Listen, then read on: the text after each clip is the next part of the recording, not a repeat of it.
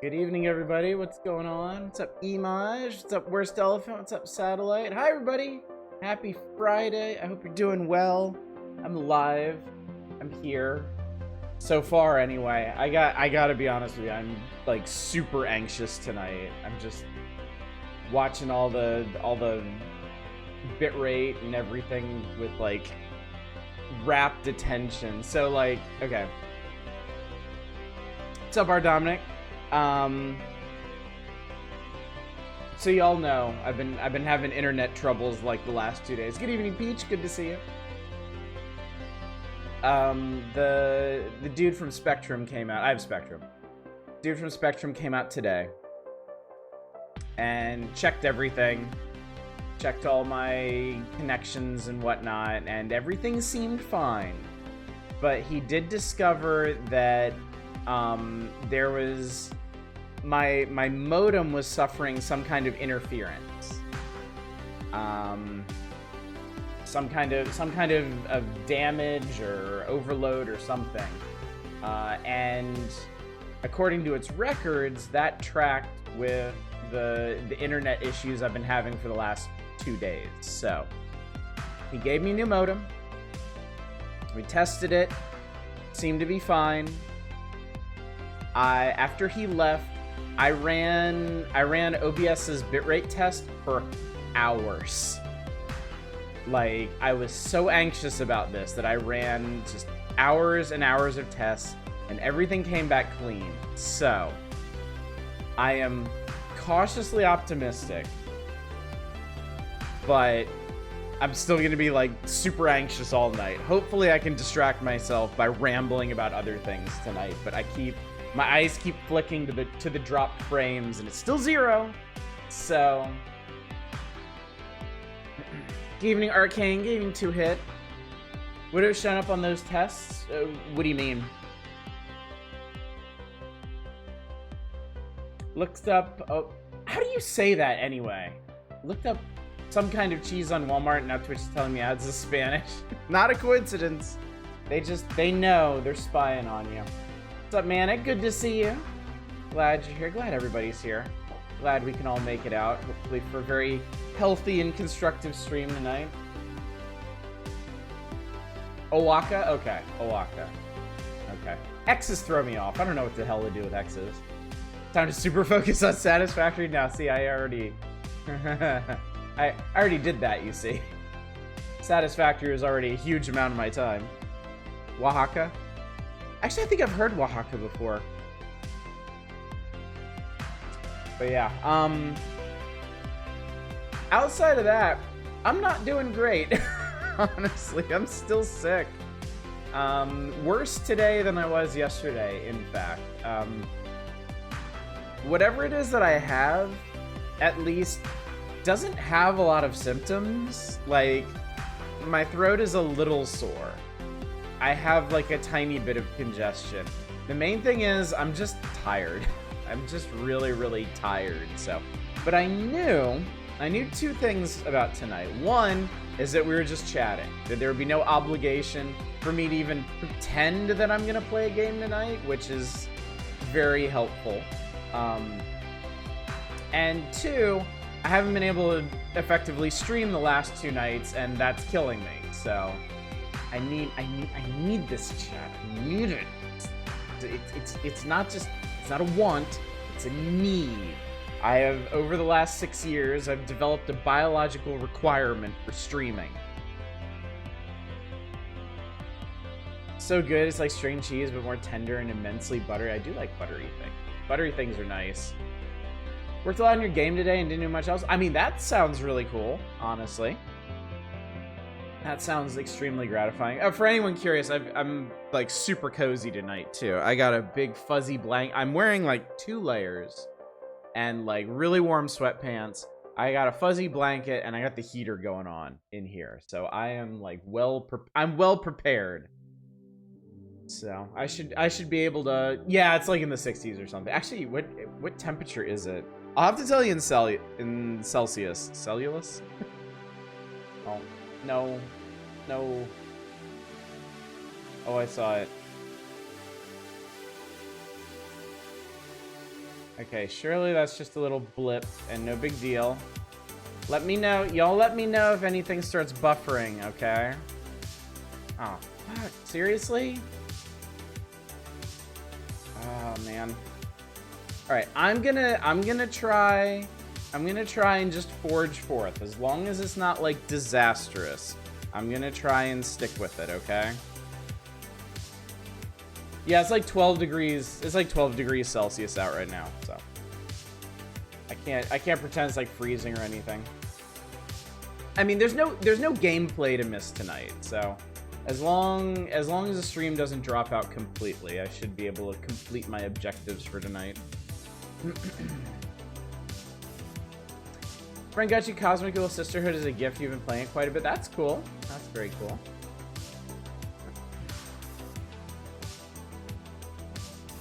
Been watching the Feed the Grand Blue voice actress and animatronic T-Rex on the 10th anniversary stream. That sounds pretty fun. Yeah, a concert on tonight. Oh, that sounds like fun too. Good evening, Eva. Good to see you. Everybody else coming in. Good to see all y'all.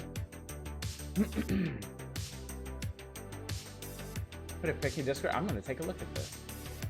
Because That's pretty funny. That's pretty funny.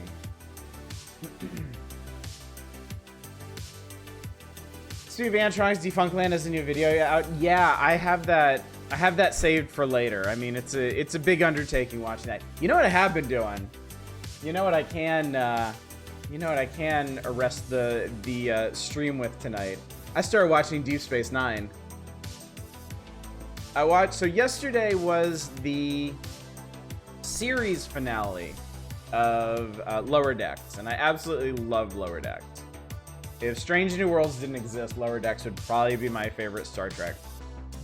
But it ended yesterday, and I really, really enjoyed it, and I wanted more, so I was like, all right, I'm doing this. I'm forging ahead. So I started watching Deep Space Nine, and I'm like 9 episodes into that, and it is good. It is so good. I am really, really enjoying it. Bought UFO 50. Congratulations, Justin Brett. Also, good evening, Ms. Roy. Good to see you. A single letter can change the vibe of a term. Secret Santa's very distinct vibe. Secretes. Oh, yes. Yes, it does. Just got an ad for a store called Dick's. We have one right across the street. Yeah, it's a sporting goods place. Have you gotten to Move Along Home yet? No, that's the next episode.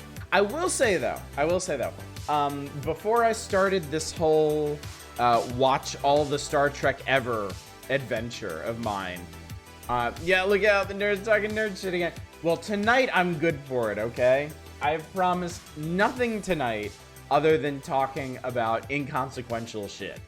And that's exactly what I'm gonna do.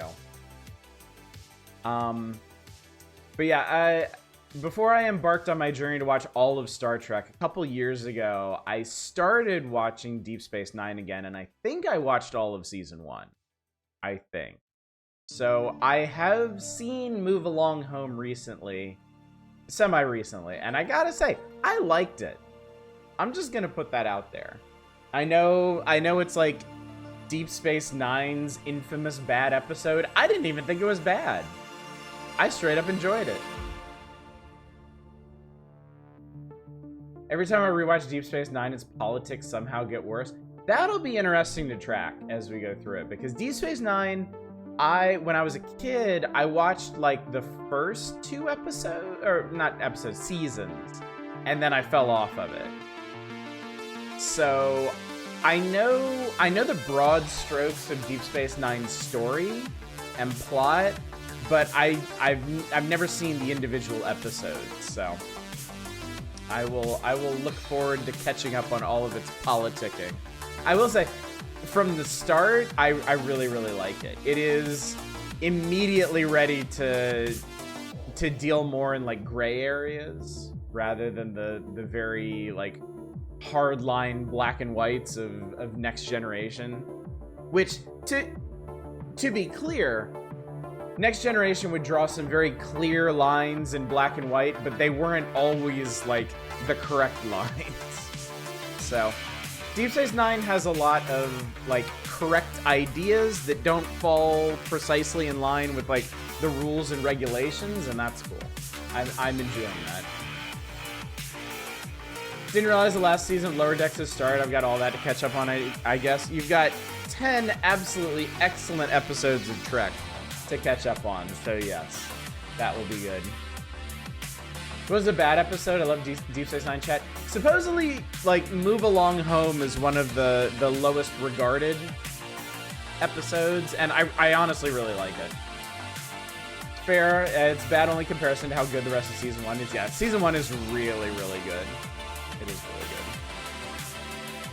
I think the first season has some stinkers in it, but that one is baseline fine. Yeah, the other folks that I talk Star Trek with said Babel and Move Along Home are like the two bad ones in season 1. I like both of those. The last one I watched, The Passenger, I didn't think a whole lot of. That's the one where that's the one where Dr. Bashir gets taken over by like the ghost of this criminal, and I'm sorry, but his acting does not really hold up so well. It's not from a game. It's here, I'll post it for you. This is what we're listening to tonight. There's a synthwave channel on YouTube called Astral Throb that I love. I absolutely love it. So I always, when we're not doing like classic stuff, I tend to default to that channel or similar channels. But yeah, Astral Throb is like my Astral Throb and Odysseus are my two favorite synthwave channels on YouTube. I would hardly recommend either of them. They come out with new mixes pretty regularly. Yeah, Babel is the aphasia virus, which, I mean, the other thing about Deep Space Nine is the ideas for episodes are all really good so far. Like, the executions may waver a bit, but I really, really like the concepts. The only one I thought was underwhelming in Deep Space Nine was Fascination from Season 3. Okay. I'll see what I think of it when I get there. Also, good evening, Chaos. I see you there. The aphasia episode frustrated you? Can't recall because I get stressed at the plot or if you were annoyed. It's a pretty stressful plot. And their solution to it is definitely falls in a moral gray area. I love it. I love the way. I think I'm really gonna enjoy Deep Space Nine's politics, honestly, because I really, in particular, I really like the way Kira and Odo just approach problems like, we're gonna solve this shit however we want. Do not get in our way. And Cisco is always like nominally I agree with you in your approach, but because I'm Starfleet I can't say that out loud, so I'm gonna pretend to be pissed about this. I thought you had finished your Star Trek quest. I'd finished Next Generation. So I'm starting Deep Space. I have started Deep Space Nine now, and I'm 9 episodes into Deep Space Nine. So I still have a lot of Trek to go through. Just to recap for everybody, I have watched the original series, the animated series, the original series movies, Next Generation, and the Next Generation movies. I still, and I'm caught up on Discovery, Lower Decks, and Strange New Worlds. So that means I still have Deep Space Nine, Voyager, Enterprise, and Picard to watch, and Prodigy if I can get a hold of it. So I have watched a lot of Trek, but I have a lot of Trek to go, and not all of it's gonna be all that rosy. And he's still married. It's incredible. I put it on in the background during work.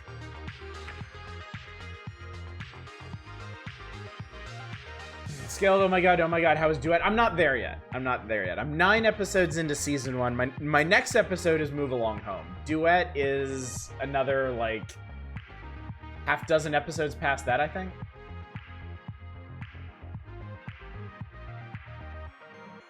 Deep Space Nine has such an interesting ensemble cast and leverage everyone so well. Dude, right from season 1, they do a fantastic job of giving of covering everybody, like, in every episode. Like, I feel like Deep Space Nine right away does a much better job of characterization and keeping everybody moving in the plot than Next Generation did. I want to know what you think about the first O'Brien suffers terribly episode. Keep me updated. I will. O'Brien is, like, one of my favorite parts of the show so far. He's already had a couple really good episodes. Like, he's kind of at the center of the aphasia virus one, and then there's, oh god, what was it? Captive Pursuit, I think, is the one. It's so funny. So after they discover the wormhole to the Gamma Quadrant, right? Like, the first visitor from the Gamma Quadrant is this random lizard guy. And Sisko's like, O'Brien, go hang out with him. No formalities, no diplomacy. It's like, O'Brien, go hang out with him. And O'Brien hangs out with him, and they become buddies. And it turns out, like, culturally, he is, like, a prey species. But he's really, really into it. And, of course, like, Sisko and O'Brien... Tosk, yeah. Of course, Sisko and O'Brien want to get him out of this. But Tosk is like, no, this is my thing. I want to do this. And O'Brien comes up with a, like, wonderful solution to it that Sisko has to dress him down for, but he's obviously on board for it. Like, the dynamic is so good. I love it. It's so good. Good evening, Helveed. I'm sorry. I'm sorry. I'm not really sorry, but I'll say I'm sorry. O'Brien as a working man is such a made to suffer the indignities one. Do me a favor, say Prodigy for after Picard. You don't want to end on Picard. Okay, I don't plan. Yeah, I'll have to do something with Picard because I'm of all the Trek that I have left to watch, that's the one I'm not looking forward to. I'm loving Deep Space Nine. I'm really looking forward to Voyager because that's the one that I grew up with. And I'm honestly looking forward to Enterprise because I've never seen it. And I'm just really curious what it does. Officially, I'm sorry, but I'm not really sorry. It's kind of Deep Space Nine in a nutshell. Yes, Tosk. So, what happened is Tosk was acting all suspicious on the station. Odo threw him in the brig. The hunters showed up, and they discovered that Tosk was captured, and they were like, well, you just fucked up the hunt. You're a disgrace. We're going to take you back and like, put you in stocks in the town square, and kids are going to make fun of you, and yada, yada, yada, yada, yada. And Sisko's like, this is bullshit. Your whole civilization's bullshit. I hate this. But I guess we got to go along with it. And then O'Brien comes up with this clever plan to throw the hunters off and let Tosk break out. And then they run through the station and they fight off the hunters, and he gets tossed back to his ship. And the hunters are perfectly happy with this because now the hunt's back on and they don't have to go back disappointed. And so Sisko gets super pissed at O'Brien for disobeying orders and screwing around with essentially a first contact situation. But O'Brien cleverly notes that Sisko could have stopped him at any point and just kind of didn't. And Sisko's like, well, guess I just missed that. O'Brien's like, thanks, sir. It's such a satisfying ending. It's so good. I think Bashir is the weakest link in season 1. He gets good stuff really fast. Okay, I'm looking forward to that because I completely agree. Bashir is super cringy in this first stretch of episodes. I get what they're trying to do with him. They're trying to make him like an awkward super genius, but they don't really play up the super genius, and they overplay the awkward to the point that he's like, it's hard to believe him as a character. He's such a credulous idiot. So I'm hoping they fix that up pretty fast. Y'all recommended Stranger Worlds a few weeks ago. My partner wants to watch it with me. We're just finishing up some other stuff. Oh, cool. That sounds great. I'm very excited to hear what you think of it.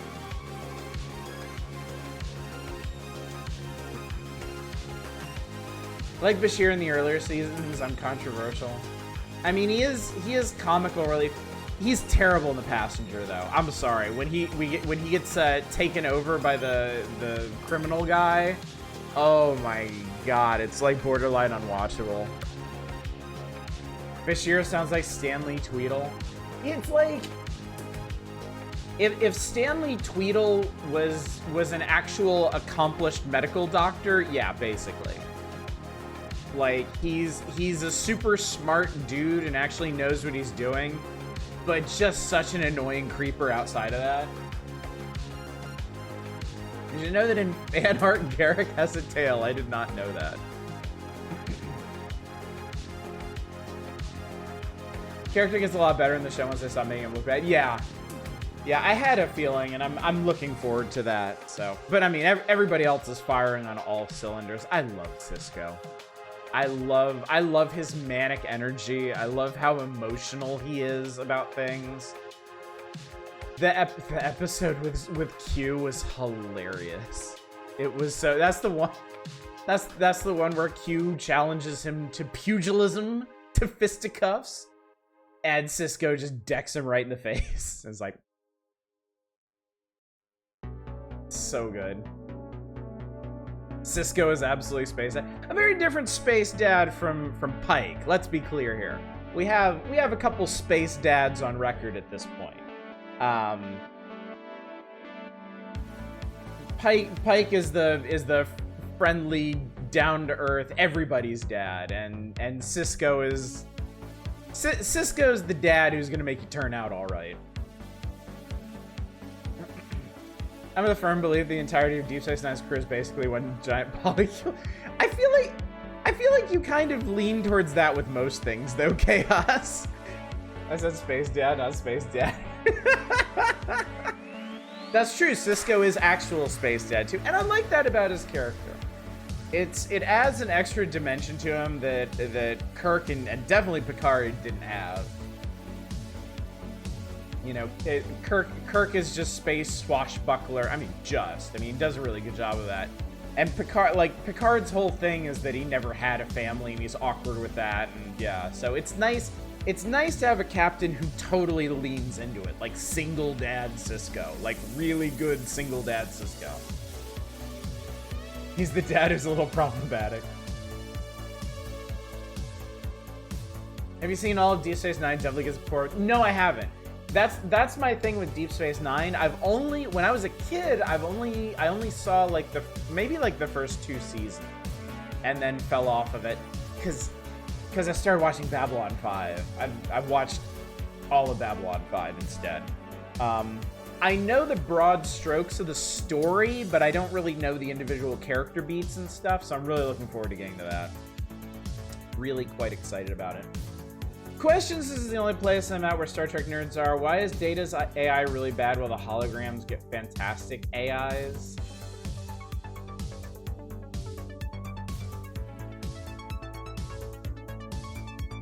Okay, so within the context of Next Generation, I feel like I can answer that.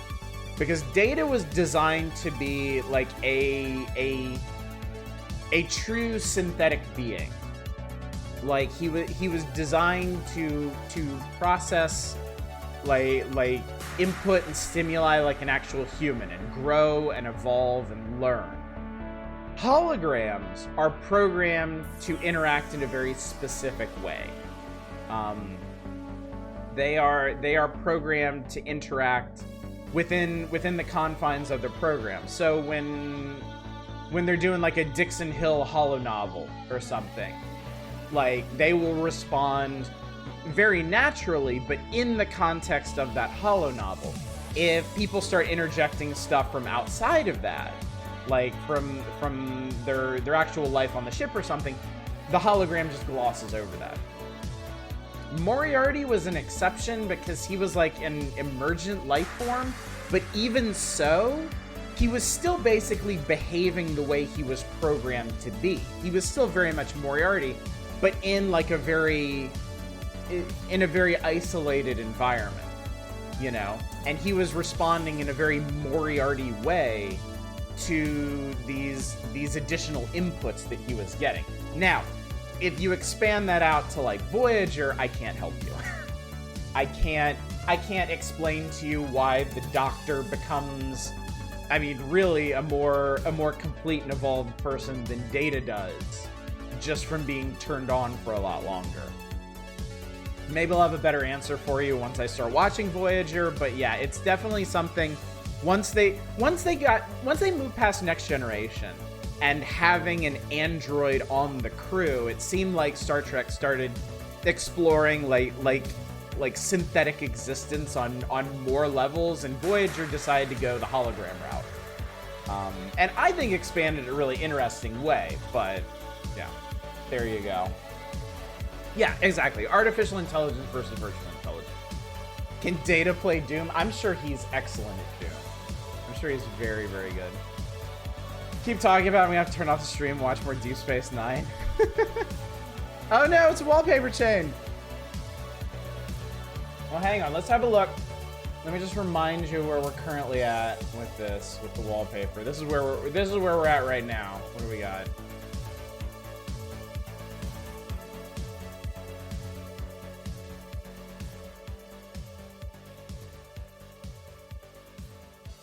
Oh wow, that's a pretty amazing piece of art. It took me a second to recognize it because I haven't gotten it back to the episode with that. I remember that episode with the old guy they're trying to relocate. Let's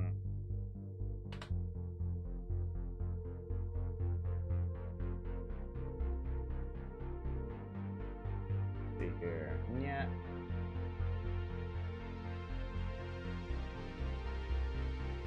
It might also be because the holodeck characters are using the processing power of entire starship rather than Soong-type androids' positronic brain. That's true too. That's true too. And I mean, you know, again, those systems are programmed to process information differently. So. Let's see here. There you are. There we go. That's nice. I like that. I like that a lot.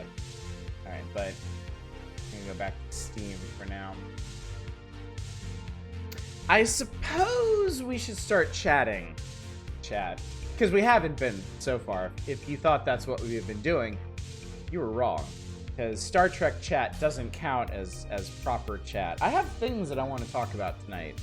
In fact, I have things that we need to discuss. So let me give you a quick reminder of what's going on, the schedule, and then we'll get into it, chat. Tonight we are, of course, doing a just chatting stream. We're just waiting for the gameplay to start. Get comfy, grunt fodder. I have nothing for you tonight. Nothing. So yeah, I wanted to do a just chatting stream tonight. Short version. To recap what we've been doing this year, remind everybody of how the year has gone, and then talk about what it is that we're going to be doing. And I'll get more into that in a bit. Weird the Steam replay doesn't give hours played for anything, just sessions. It breaks it down a bit more later on, at least percentage-wise, but yeah. That is kind of odd, isn't it?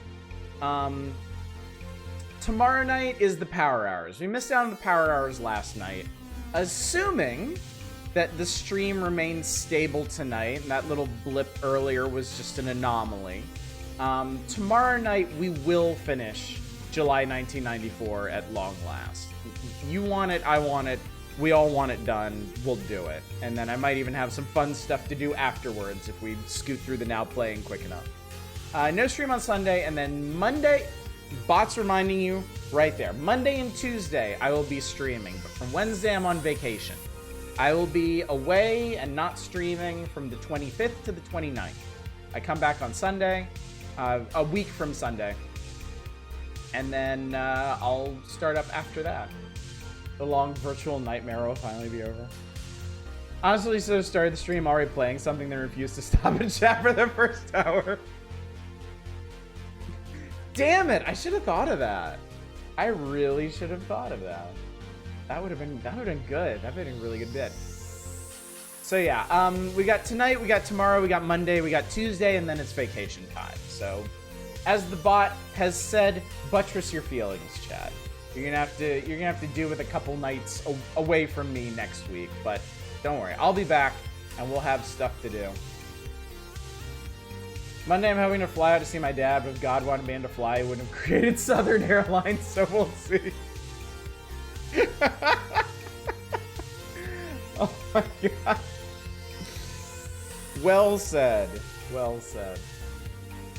Alright, so it's like every day will be Sunday. So I'm gonna start tonight, chat. I got a couple things I want to go through. I first want to start with just a little check-in with you. How y'all doing? How's everybody doing? How's everybody been? Tiebreak to Row, basically the same thing. Every day will be quiet and gray. Aw. Well, you won't have to be without me for too long. You won't have to miss my inane ramblings for too terribly long. Very tired? Yeah, I feel that. I definitely feel that. You doing okay? That's good. That's good. How's everybody feeling about the channel? This is something I've been curious about. I don't really ask because it seems like a foregone conclusion. If y'all keep showing up night after night after night, I assume that you're enjoying what's going on. But how y'all feel about the channel and what we've been doing and what's been going on? Cannot open a jam jar and I'm dying of a need for a sweet. Just start gnawing through the top, I guess. You'll get there. You'll get there at some point. Been a week. I'm managing, absolutely exhausted. It has been a week, hasn't it? The lead up to the holidays, I think just tends to pile the stress on. Mostly working, marathoning Christmas movies. Next is Batman Returns. Ooh, that sounds like fun, Peach. That sounds like a lot of fun. Kind of miss it. Wish I could catch more of it rather than missing Monday or Wednesday. Yeah, we miss you too, Hit. We miss you too. What channel? Tolerable? I was born. I should pick a class with better mutations. Good channel, no notes. Could use more Stracer Sama stream. Still very still very angry about being forced to learn what a slurve is. Need more game request nights. It was fun to bring up Toy Story Racer yesterday. Okay, duly noted. Duly noted. I have been, for Fridays at least, I have been leaning a lot more on what I'm considering the big three. Master System Odysseys, Curator Connect, and Weird Old Wheels. So I will look into doing more game requesty stuff. I might even give you all a way to request a game request night.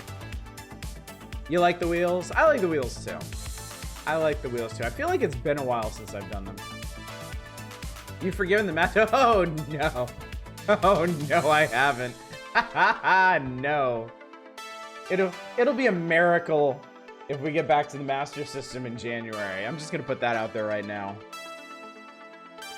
I need time after that last one. Besides, we didn't get to a Weird Old Wheel this month. We did Master System, we did Curator Connect, and we're doing Just Chatting tonight. So next thing on the docket is definitely Weird Old Wheel.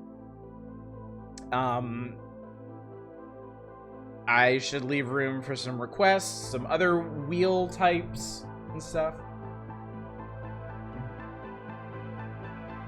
It's gonna be worse next year since they're gonna be stopping the monthly work from home week. Oh, sorry to hear that, dude. Channel be a tad better without the nasally fuck. Yeah,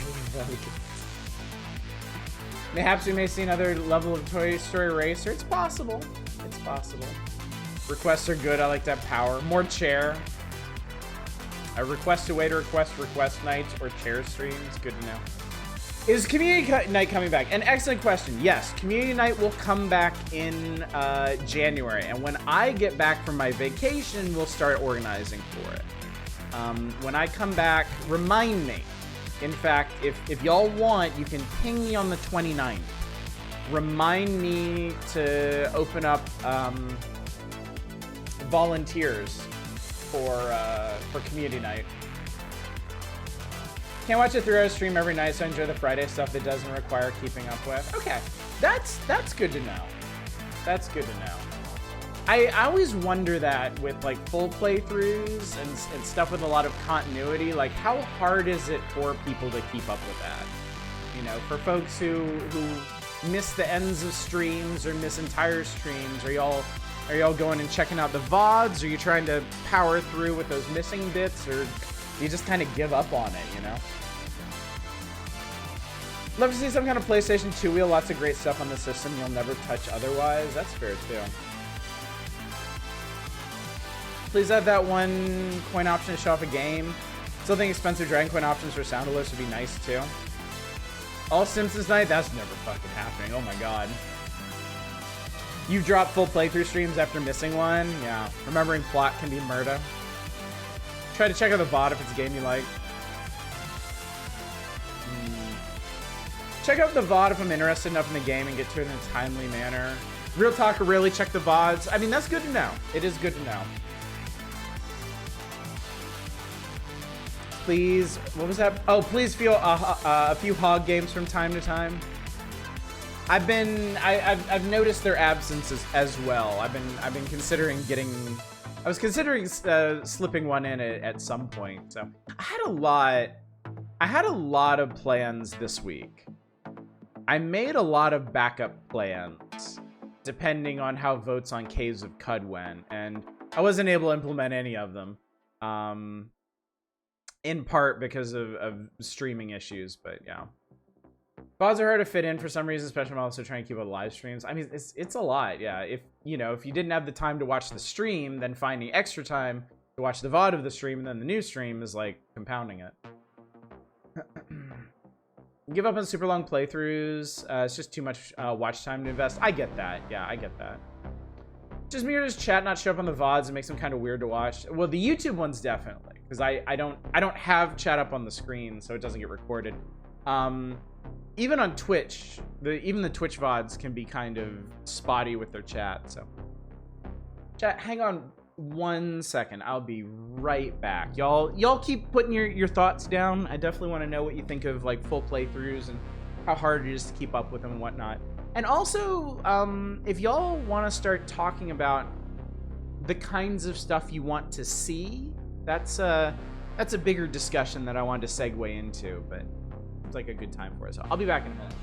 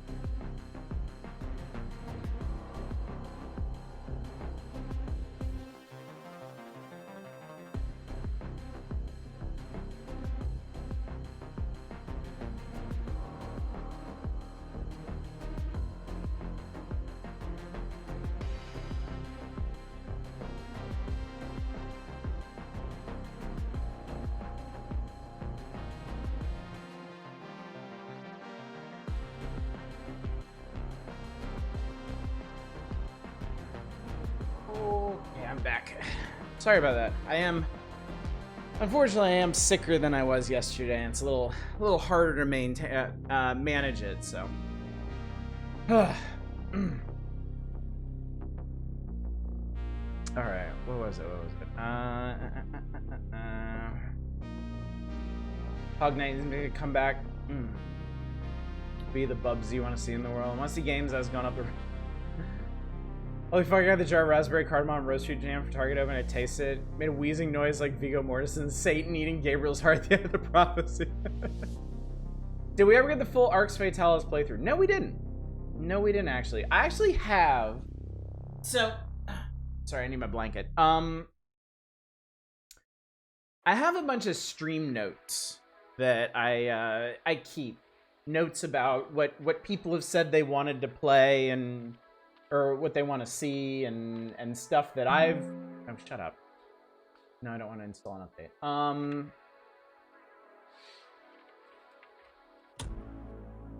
And I've been maintaining it for a really long time, so I still have.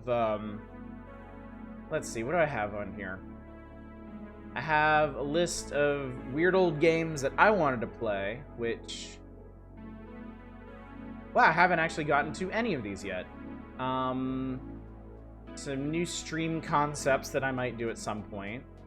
Do you remember years ago, I guess at this point, when we were playing Nisansei, we had a long discussion. It was in the big like vertical city section.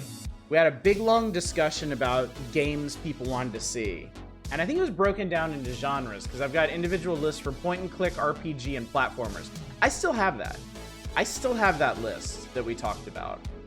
I have another list of RPG suggestions that we did much later. I don't even remember when we did this one, but I took a bunch of notes on that. And then I've got a bunch of ideas for potential votes and like genre sets of things. I have the notes on the official request for puzzle games when we were doing puzzle games back in when was that? Before October? And I noted that I played all of those except What the Golf at this point.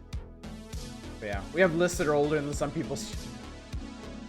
I still have the original game request list, like the original one. Y'all know what that is. Some of y'all know what that is. VODs lose a lot of the appeal, because a lot of appeal is the interaction. VODs by their very nature precludes that interaction. I get that. I definitely get that. You had Master of Darkness. So Master of Darkness is on another list, actually. I have a bunch of lists, in fact. I have Master of Darkness with the Weird Old Games list, if I remember correctly. Still trying to get those Dreamcast games. Dreamcast is tricky. Dreamcast is in kind of a tricky place for me, because I can't do the physical system, and I've had some real sour luck emulating it. So I'm hoping to have a solution for that eventually, but like when it comes to adding new systems to our lineup, that's gonna happen very, very slowly. Like I have a lot of stuff available to me right now. You know, I have basically all of the Nintendo systems. I have Master System, obviously. I have Genesis. I have handhelds and stuff. And the next one I'm working on, y'all know this. The next one I'm working on is Nintendo 64. That's the next one I hope to have up and running. I have PlayStation 1 and 2 available. The other list of emotional damage I've dealt you over the years is all just inscribed upon my heart, really. It's carved into stone there. Last same reason why shmup nights are less appealing to you. No, that's Manic. That's something that I have to consider when I stream stuff. Certain kinds of games are much harder to chat through. Shmups are some of the worst, because shmups require like so much focused attention. First-person shooters also, unless they're unless they're slower paced, like an immersive sim or something, first-person shooters tend to arrest a lot of attention. Wouldn't expect these to be super regular or anything. I love watching horror games. Over the past couple of years, I've tended to keep horror games more and more confined to Spooktober, but I'm thinking I might not do that anymore. I think I might mix them in more liberally with the rest of the games that we play. Just because, I don't know, Spooktober is getting harder to do. It's getting harder and harder for me to like build an entire schedule for a month and stick to it. It feels very constraining now. If you just pretend to be Seaman and let us type command. Dreamcast is tricky because you have Dreamcast, you can play Crazy Taxi. Why would you not just play more Crazy Taxi? By sour experiences, you mean you successfully emulated the Ring Terrorist Realm? You were around when we streamed that, weren't you? I actually have a physical copy of the Ring Terrorist Realm that one of you poor unfortunate souls sent me so that I could stream it on my actual hardware. So that's a thing that we did. Also, I ran out of music. Sit tight. We're gonna go... Where are we gonna go? Where are we... Go... Here.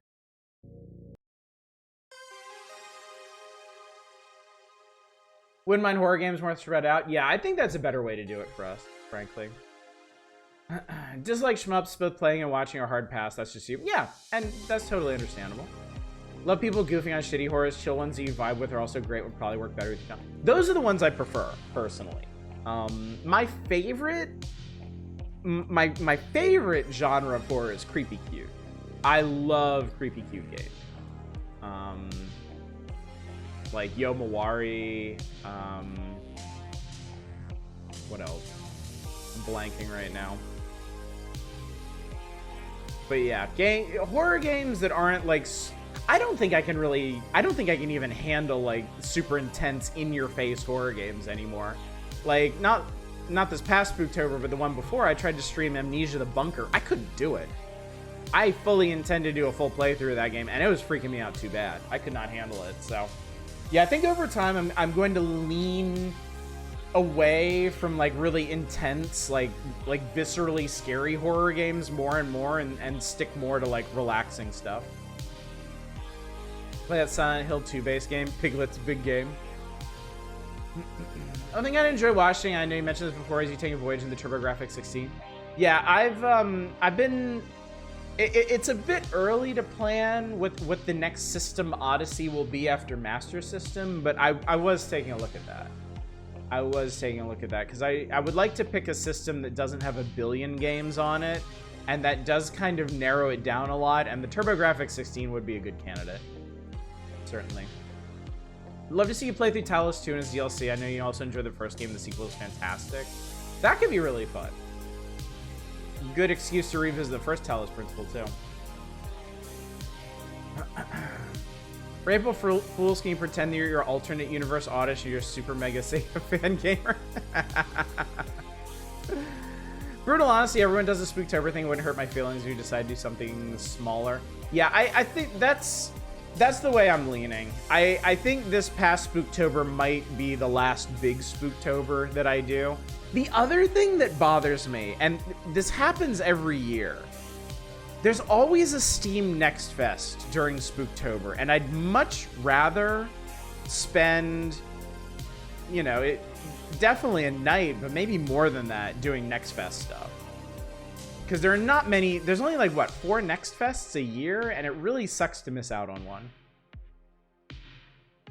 I would like to complain about one thing. I'm feeling too chill in this channel and spilled cheese sauce over myself. Oh no, Peach! I take full responsibility.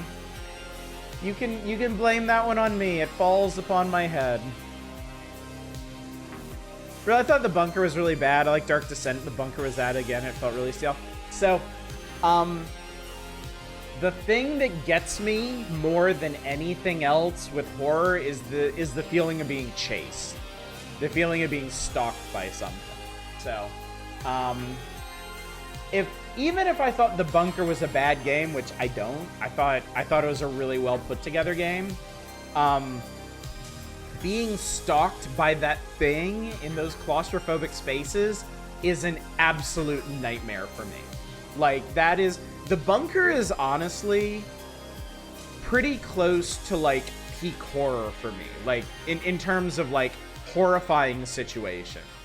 Like, if I was in that situation in real life, I would just curl up and die. I would not be able to handle that on any level. Horror is not really a big genre for you other than a couple specific games. I feel like a few days around Halloween suffices for Spooktober. I would agree with that. Yeah, I would agree. Bought several games solely due to you trying out the demos. Yeah, I love doing Next Fest. I really, really do. It's like y'all were saying, we should do more wheels. We should do traditional wheels where I let y'all request something from like a set of games, cheap games or something. We haven't done one of those in ages. I want to make some dinner, but I want to just chat more. You can feed off of the good vibes, our Dominic. That's all a person needs to live, isn't it? They played SCP Containment Breach. No, I haven't. I'm not really into SCP stuff. I don't mind it. I'm not like trying to avoid it, but I went through an SCP phase a long time ago, and I'm not really looking for it anymore. Personal preference, shmups, yes. Horror, no. Okay. Next Fest streams are important because it lets me outsource my gameplay. Attention. Looking at you so much. I also like to watch people play those chases because I can't handle them even a little. Yeah. What's up, Dave? Good to see you. Now, as we play through anything, I found this game on Steam. Might try it this weekend. This looks like something you might be interested in. The Banished Fall. Oh wait, I've heard of this. Oh yeah, I looked at this. This does look really cool. I would like to pick this up at some point. It's a really neat concept for a game, certainly. Wouldn't mind more meta horror games like that one you played in October. Forget the name. It was the one where you download an evil program and trapped you in a house of your own making. Yet. Oh, Kinito Pet. Right? Let's scroll down here to October. There it is. Oh, it doesn't even show it. Here, show me more. There we go. That's a much better view of what we did in October. At least in part. We'll sit on that for a bit. I'm wearing my Kinito Pet shirt right now. That's awesome. That's so cool. Banished Vault seems rad. It's on your list to pick up when you have some money to spend. I do love meta horror. I do enjoy that a lot. I have not very hard. I have kind of been looking for an excuse to stream the rest of Shipwreck 64. I feel kind of bad that I did one night of that and didn't go back to it, because I feel like that's a game that really would have benefited from doing a full playthrough on the channel. So I may go back to that at some point.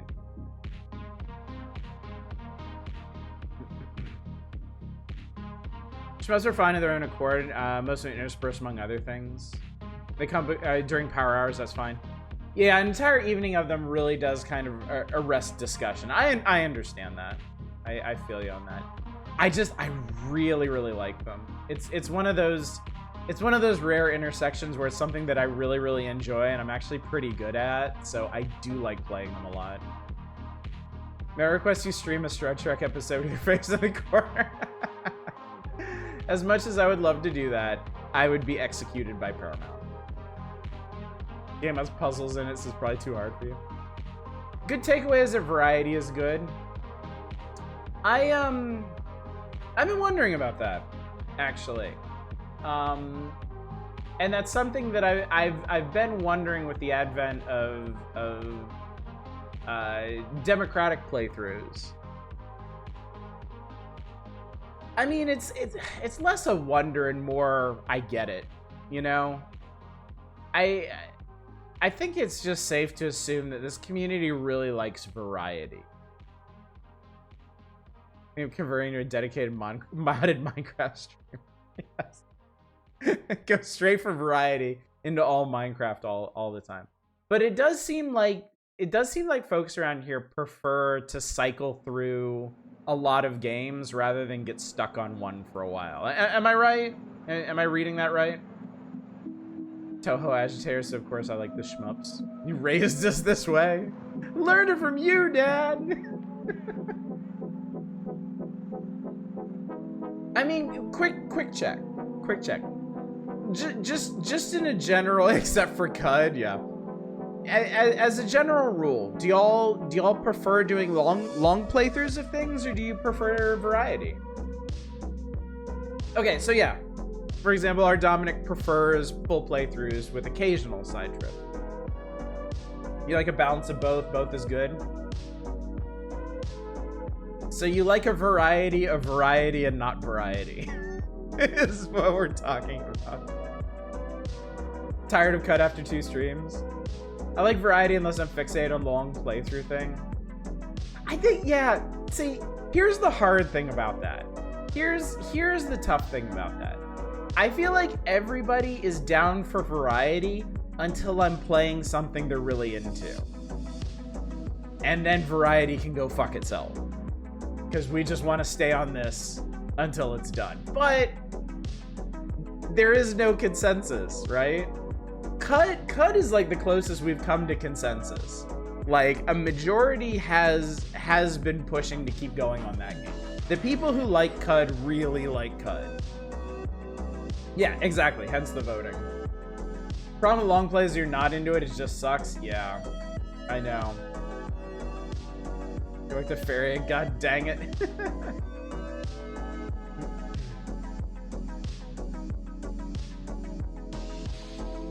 Most games I want to spend 9 hours on, I play myself, so variety for you. Both depends on the game. Don't mind being on one game if the story is good and the game is fun. In that, I like full playthroughs. Wheels. I don't mind a 3-day game, but that's about the limit of your attention span. Playing a million different games of a single type. Generally prefer variety punctuated an occasional full playthrough, playing through the point of satiation.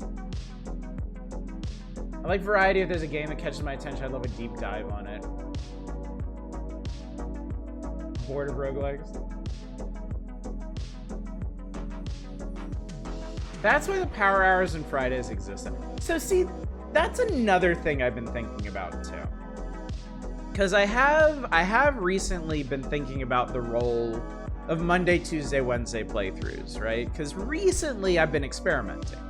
You know, this channel was for a long time ostensibly devoted to weird old games, right? And then we started leaning more and more into RPGs over the last couple years.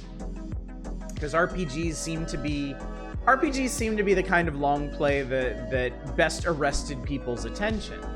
But then recently I've been branching out and trying different things and seeing if there were other kinds of games that people would get attached to as well. And with that, introduce democratic playthroughs so I could get a more concrete idea of how much people were enjoying or wanted to see more of whatever it was we were doing. So, but that's all on 3 days a week. You know, the rest of the week, Tuesdays and Saturdays are pretty much always some kind of variety, right? It's limited to old Nintendo systems, limited to stuff from the 90s, but it is variety. And then Fridays are supposed to be some kind of variety night. So it's like, is it enough to balance out long playthroughs over multiple weeks on Monday, Tuesdays, Wednesdays with the variety that we get Thursdays, Fridays, and Saturdays? Happy with a three-day split?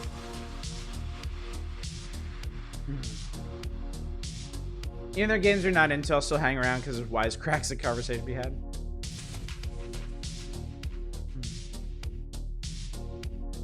Assume there'll be a point where we vote Qud down. Be perfectly candid, I'm at the center of the universe. It's okay for you all like a game not really into. Just, I'm sure we'll eventually run to games I like that are yeah.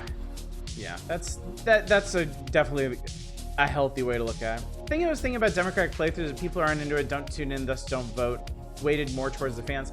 Yeah, that is an inherent problem with it, and I do get that. Yeah, it's not just you. Yeah, when you weren't into Space Chem, you weren't here, it felt like shit just showing up to vote no.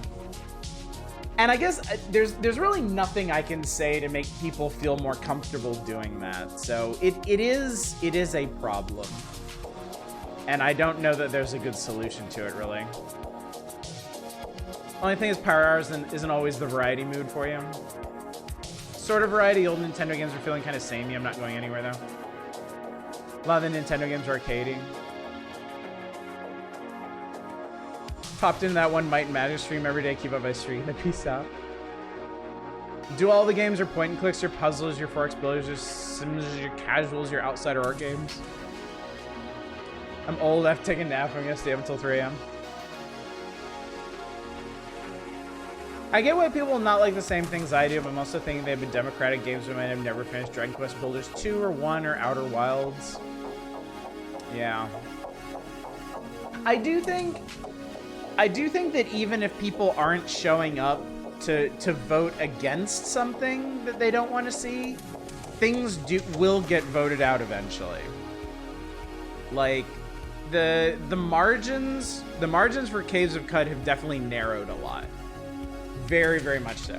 Like it was like Qud had commanding support the first week we did it, but this past week the votes were all much, much, much closer. I don't think the vote is bad for roguelikes or something where a lot of stream days are more similar. Then that a lot of, especially when I'm not vibing with the game, I just want to pop in to say hello. Yeah, I think the democratic playthrough stuff is working out. I think it's doing okay. It's not a perfect system, but I feel like I'm getting accurate returns on it. Wania margins what I meant to the point of satiation. Yes, yeah. Because even the people who are, you know, as variety minded as everyone is here, it does seem like people will get to the point where like, okay, time to move on, time to do something else. Democracy is great as long as my side wins. I feel like also so far you haven't put up a game you'd really want to continue against the vote. May I request you draw on stream on occasion? I know you said you're bad at, but art streams are cool and fun. We'll see. We'll see. I know dinking around in Mario Paint has been fun from time to time. I do sometimes feel like I'm on the spot with those. So I'm certainly not always in the mood for them, but I will take that under consideration. I will keep that in mind. Art interstitials are good. A full art stream could be kind of slow. Okay, I feel like I need to come clean about something, chat. The way this conversation has gone, I feel like I need to admit something to you. And I'm very interested in your honest opinion on this. In fact, I need you to be as brutally honest about this as possible. I had a plan. I had a plan coming into the stream tonight. A plan for what we're going to be doing. And it revolves around Caves of Qud. The fact of the matter is, across the different nights that we've been doing Caves of Qud, I have been enjoying it more and more. And I had actually reached a point where I had decided that if Qud survived this week of voting, that I was going to stop doing it as a democratic playthrough and just do it. Just do it until I was tired of it. That's how much I was enjoying it. I realized that every night we were playing Qud and people were voting on it, I was getting anxious that it would be voted out. So my actual plan, what I was planning on doing tonight, was announcing that decision. That I was choosing to continue Caves of Qud of my own volition. But given the direction that the conversation has gone tonight and the inclinations that people have had, I am taking a much more open-minded approach to this. I want to know honestly, how do y'all feel about that?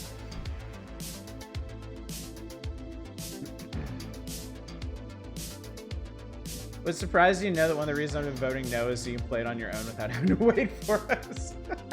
It's an interesting consideration. Does it go on forever? It has an end. It does have an end. You can beat Caves of Qud. That is a thing that can happen. In fact, I think the full release added, I can't remember if the full release added a proper ending or like multiple endings or something like that. But it definitely has endings. Yeah. I feel like it's fine for you to lock in on one you're having fun with. Like a Qud's Day a week? No, as like Monday, Tuesday, Wednesday. Like continue it like full time until I'm done with it. Is what I was thinking. Seeing more builds would be better for you. Tend to space out during Qud's night. Yeah, the problem with that is if I was intent on finishing the game, which I am, it would be locking into one build for quite a while, in fact. Not be watching any of it. In the end, it's your channel. If you're having fun, I'm not gonna be a spoil sport. God gets screwed. Feeling as a vote is good for things you don't feel too strongly about continuing on stream. If you start to get the itch to make your regular stream, just do it. Can you do like 2 days of Qud instead of 3 and then play another game the third day? Potentially, yeah. Second, the partial Qud days if you're intent on doing that.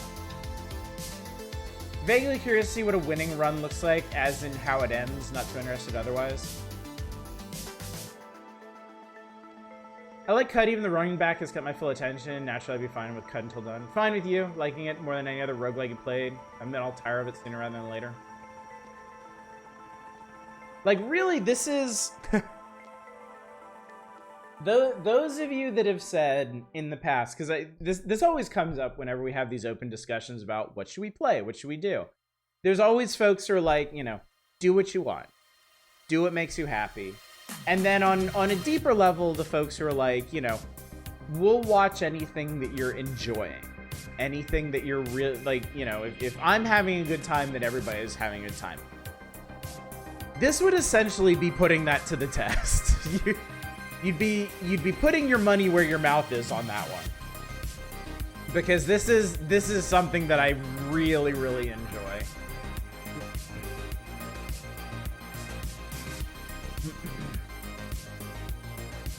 I like you're having fun. I hate to kind of something you're really enjoying. I'll probably be logging to give you the views. Put the volume to 1 and doing something else. I mean, frankly, that doesn't offend me. I don't get real precious about how people interact with my stream the way some streamers do. Playing the game inscrutable in mechanics, presentation, story, so I'm not picking much of it up so far. Not sick of it all, so I haven't been able to catch most of it because work's been busy. Deprive me of Claire B. Oh my god. Somebody actually remembers Claire B. Find me if you're watching too far because I'm playing too. I can't watch 9 hours of Qud per week. You do what you want to be here for the weekend. Lukewarm in general, so enjoying Caves is a shock to you. Generally, I'm in that do what you want camp. You normally tend to vibe off chat to where you get a read in the room without needing to vote. Can you have more than one character? Can you track of what each character has done would be? Yes, it would. That's the reason I'm not playing Qud in my own time. I would forget what I have done with what character. It would get very confusing, very cut. Andy, oh my god, Jesus Christ. For the 4th time this month, a group of ladies in Santa hats came to my door to complain about the state of my lawn. These Christmas Karens. Wow. Brutal. Biggest realist opinion is, I think it's great for people who can be here every stream, but I can't, so if I don't vibe with a game, there's little time to do other stuff.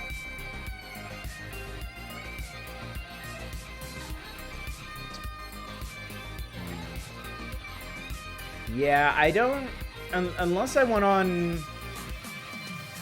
Unless I made a shift to, like, full variety, and, like, just only doing full playthroughs of really short, like, 2 or 3 night games, I don't think there's much to be done about that, unfortunately. Happier streamer makes for better content, pretty much full stop, but locking down will solidify your audience to cutters and non-cutters. I think Qud, for better and for worse, is less reliant on continuity than most. I would agree with that, too. Like, it has a story, it has story beats, but the interesting aspects of Qud are less where the story goes and more what happens while you're getting there. Oh god, I'm getting really congested. Just finished my leftover slice of rhubarb pie. Had it from the English pub I had gone to for Sunday roast. Yeah, the fine details of the plot main quest are just kind of there, yeah. Yeah, it's more for the chaos of running into some guy in the jungle who randomly opens, like, subspace vortexes and getting ganged upon by goat people and stuff. What's up, F-Zero Racer? Netflix? Seems like it, honestly. I've been streaming for an hour and 15 minutes and I only had one little hiccup, so I think we might be okay. Roguelikes are like, plus it's easy to jump back in. Mine are like, plus it's easy to jump back in. Minus full playthrough might get tiring if you're not playing. Yeah.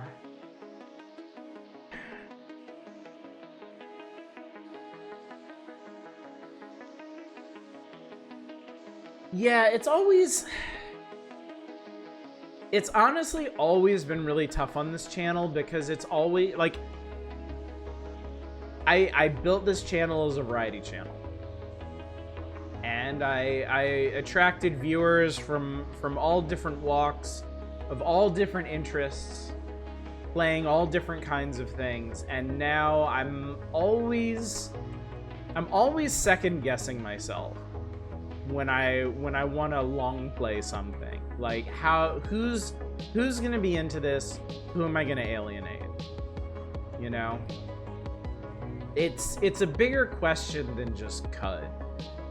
You know, the next time I play a big roguelike, or not big roguelike, the next time I play a big RPG, it's the same difference. You know, there are a lot of people around here who are really into RPGs, but there's a fair number of people who aren't, you know, and who aren't going to want to hang out for weeks and weeks while I work through the same RPG. People weren't feeling Breath of Fire, you know. That's something that I totally would have done a full playthrough of, but I could tell the temperature of chat was cool on that one. Just ask outright. See, there you go. You were feeling Breath of Fire, but there were a lot of folks that weren't.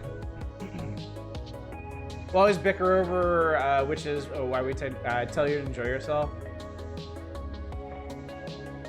Those of us who like to feel other Breath of Fire on board. That's true. That folks who were enjoying Breath of Fire did mention that too.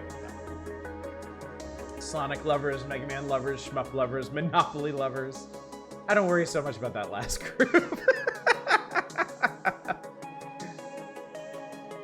It's fine to dedicate to longer playthroughs. You always wind up finding a couple new people through those, and they stick around for the rest of the fun.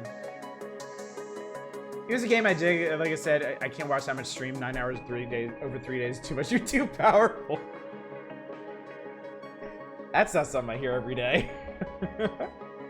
Yeah, okay, so this is another thing that I should probably mention that has influenced my decision here. In terms of viewership, Qud is really good. Like, Qud, honestly, might be the most popular thing I have streamed all year, if you can believe that. Like, the numbers for Qud have just been kind of ridiculous. And while that's, you know, it's certainly not my chief concern, I mean, the channel growing and having a healthy viewership is important, you know? It helps to have people to talk to when I'm streaming. So I'm always trying to expand and grow this channel so I can have more people in to hang out with and talk to without driving away the people that I already have. So could it be that people enjoying it are just quieter? That's also a possibility, yeah. That is also true. A lot there I can see that there are a lot of new viewers coming in and just kind of hanging out. But I mean, even on top of that, there's been a fair number of new viewers coming in and chatting on Qud nights too. All the evidence you need to not listen to a thing I say. No, that's not. If that's how I was going to conduct myself, I wouldn't even do these just chatting streams. It is important to me. It is very, very important to me to know how you all feel. To know how the folks who are actually willing to come out on a Friday night for a stream that's just my dumbass talking about this channel, how you feel about this channel.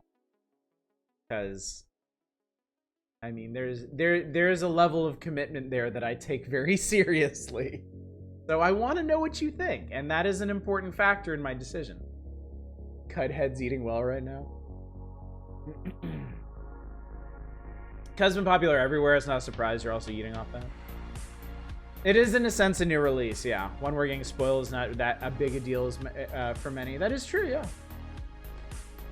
'Tis the season for end of year retrospective.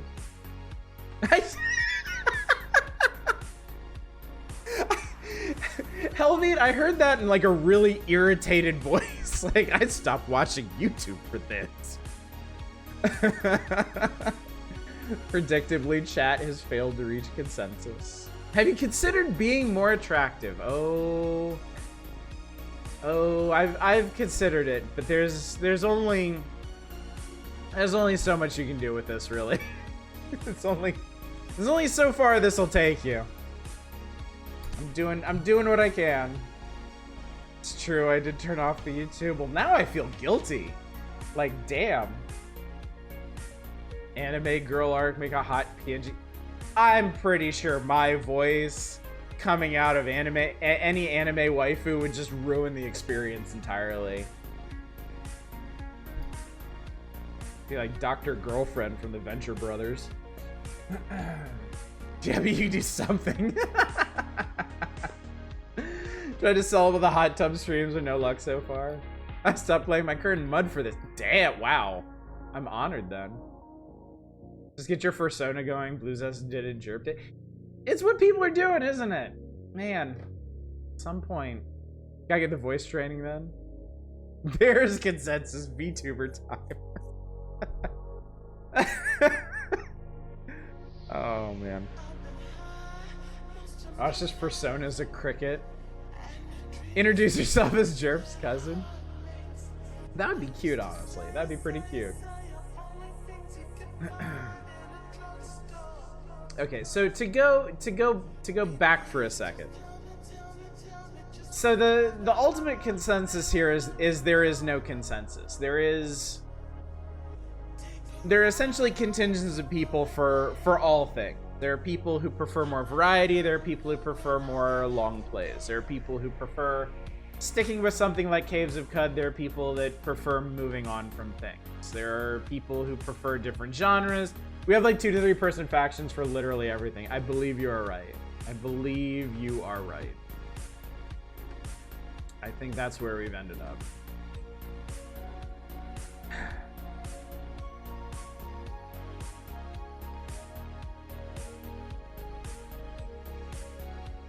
Let me ask another question. Because I do have more questions. I do have more questions. I'm endlessly curious if there is something beyond VTubing that we can actually find a consensus on. Good selection of cross-faction folks have said, do it makes you happy. True. True. And I am planning on doing that. Okay, so I absolutely... So, okay. I am going to proceed as I planned. I'm gonna go ahead and say that. For the foreseeable future, I'm gonna continue Caves of Qud on Monday, Tuesday, Wednesday. Okay? I know people have put forth the idea of narrowing it down to just like 1 or 2 days, but I want to try this. This is... I really do want to do this, honestly. I really, really like this game. So, let's see how it goes. I'll be keeping an eye on how people are responding in chat and how viewership is going and all that. But yeah, this is the game that I want to be playing right now. So, just came back from the restroom. What's this about VTuber for? Don't worry about that. We're all in agreement on that one anyway. So yeah, and look, if you are not interested in Qud, if you just have zero interest in it and you don't want to hang out for it, it's fine. It's fine. I don't blame you. I understand that. I understand there are people who are gonna be checked out on certain games no matter what they are.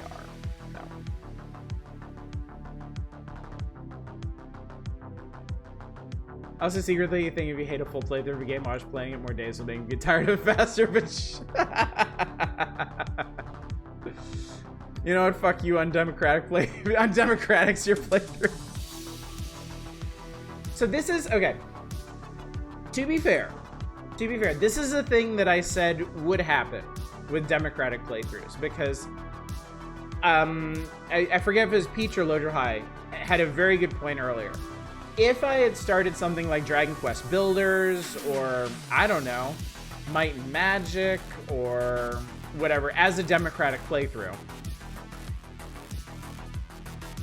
almost certainly at some point, voting would have run out of steam, and we would have stopped it midway. And I don't think that would be particularly fair to games like that. So, I've always thought, if I start doing democratic playthroughs for things like RPGs, it would only be for like the first maybe 2 weeks, like I did with Qud. And then as long as it's, you know, after it survives several nights of voting, at that point, it would only be fair to continue it to its conclusion, you know? I don't think it would make any sense to do a democratic playthrough of an RPG, and then if the voting fails, like, outside the final dungeon, be like, well, guess we're done with this one. Moving on. I do think there are points with democratic playthroughs where it makes sense to de-democratize them and just carry on with them. And unfortunately, the first example of this happening on the channel is not necessarily y'all being super into it, but me being super into it. So, yeah, it does kind of apply to Qud, because Qud is at its core an RPG too. I really would like to get through a full playthrough of Qud at some point. See, that's the problem with Caves of Qud is I'm enjoying the playing of it and the incidental experiences so much that I still don't want to switch over to the easier no permadeath mode. I am still thoroughly enjoying playing on classic mode. I am really enjoying the challenge of keeping a character alive. And I feel like I learn so much from each different character and all the different situations they get into.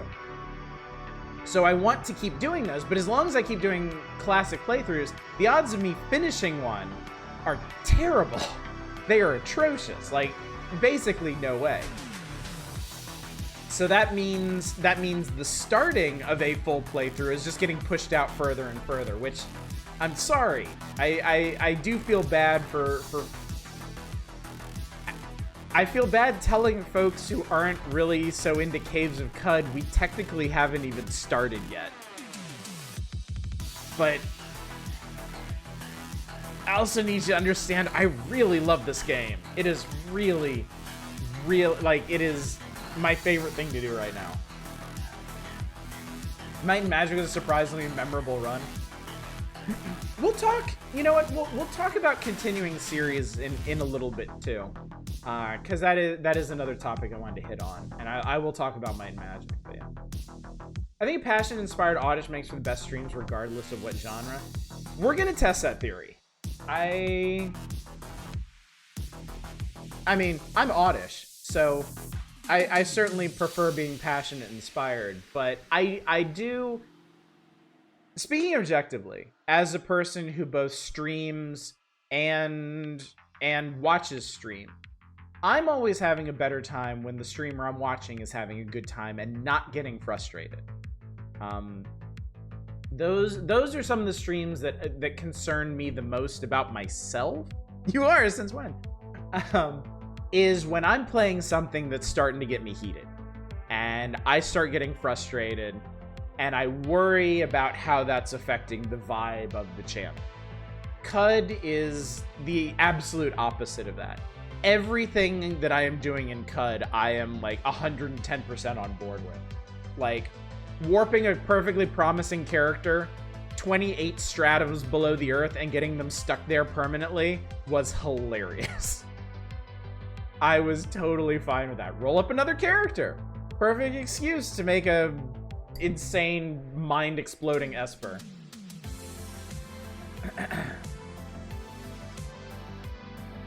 Always be prepared to kibosh our bad opinions.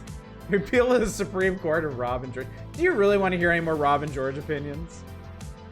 You stream so many hours a week, realistically, you also have to consider you have time to play offline too. If you're having fun, we're having fun. Yeah, I really don't, honestly. I have more time. I generally have more time to play whatever I'm doing on Monday, Tuesday, Wednesdays than I do to play stuff of my own time. Like, I have already passed... I'm pretty sure my Qud playtime has already passed my Ziggurat 2 playtime. And I play Ziggurat 2 like every chance I get. I'm just looking at the Victor from the Dream Machine pose like an anime body pillow. Also, good evening, Ball at Work. I see you there. As you said, play whatever as long as you enjoy it. Yeah, I'm hoping that enjoyment will continue to be infectious. I like the Dread Delusion playthrough as well. That's good to hear. That's good to hear. I was really unsure of that Dread Delusion playthrough. One problem with big games, we're only seeing 2.5 hour windows of games that could take dozens of nights to see much of. That's always been a problem. You know, it's what was it? Elder Scrolls Morrowind took, I think, 25 nights. That was like 2.5 months. 2.5 months is a long ass time to be playing something. But if I'm gonna play a big game, that's the kind of time investment that it requires. So, and that's, you know, that leads to the concern of, you know, who's gonna be on board for it and who's not. You know, because it's a long time to commit something like that. Basically what we're saying is when we tell you, that's basically what we're saying when we tell you do what you want. It's not often fun to watch someone be miserable for very long. Oh, you got to play Ziggurat for the first time the other day. Great game, really need to decrease the mouse sensitivity. Yeah, it's a very fast-paced game, and you can really kind of throw yourself around in it pretty hard. But once you get comfortable with it, it's a real good time. You were actually lukewarm on Dread Delusion. That's interesting, Ardon. Dread Delusion playthrough is awesome. Hollow Knight was a good time, yeah. Literally just pulled out my art tablet. I'm gonna draw Victor right now. Okay, you know what? This sounds like a good time to talk about something else. That I'm thinking about. Since there's some reminiscing going on. Let's actually talk about what we played this year. Because I realized something in looking through the games we played this year. Yes, I would be a VP. I realized something about the lineup that kind of surprised me. So let's go backwards through time. I'm gonna use the Steam replay as visual aid for this, but you got to remember I didn't stream all of these games that it's showing. It's everything that I've done.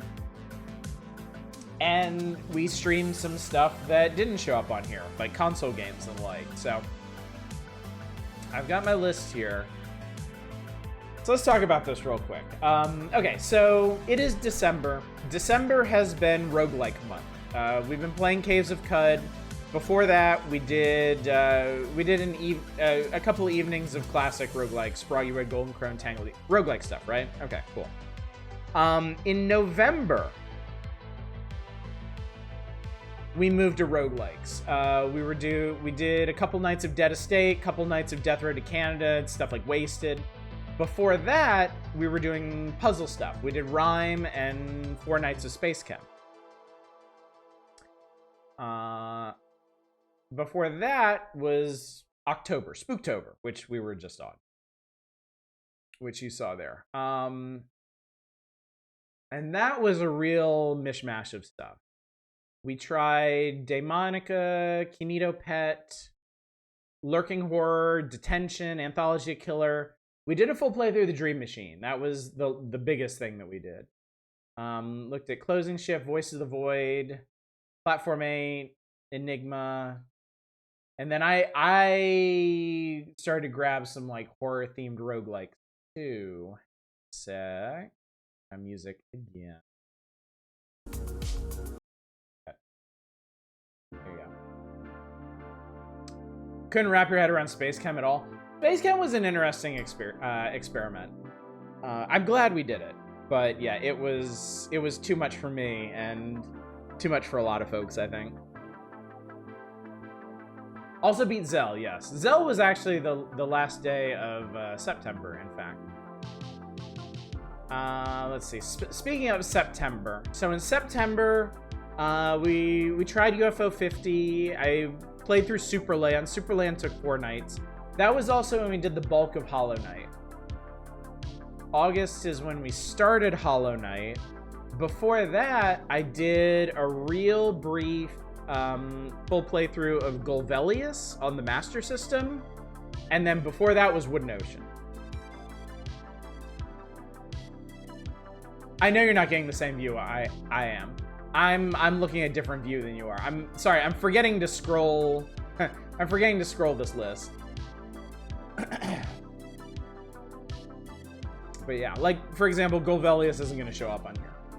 But yeah, Wooden Ocean. We did a lot of Wooden Ocean. Wooden Ocean started in July when I got back from Japan, and that was 3, 6, 9. That was 10 streams. That was 10 streams. I didn't finish it. There's a good reason I didn't finish it, but I didn't finish it. Superland was cute. Superland was pretty neat. All right, so that takes us back to the trip to Japan. Before Japan, I played through the Hex and Omega Land, and then before that, in June was pretty much all Dread Delusion. At the very beginning of June, I did Mega Man Legends. Do y'all remember that? And I did Mega Man Legends as a result of the death pool off of Dark Souls, which I spent May doing. And actually started at the end of April. Before Dark Souls, I did Secret of Mana. And then in March was interesting. Wooden Ocean is what I wanted Hylix to be. I get that, yeah. I get that. Kind of think of the reason you didn't finish Wooden Ocean was basically the same reason you dropped off of Caves of Qud the first time. How much of your Satisfactory playing made a stream? No, I did not stream Satisfactory. I played it entirely in my own time. Let's see, that was, let's see. Yeah, that would have been July. And then that was June. June was Dread Delusion. And then, yeah, May was Dark Souls.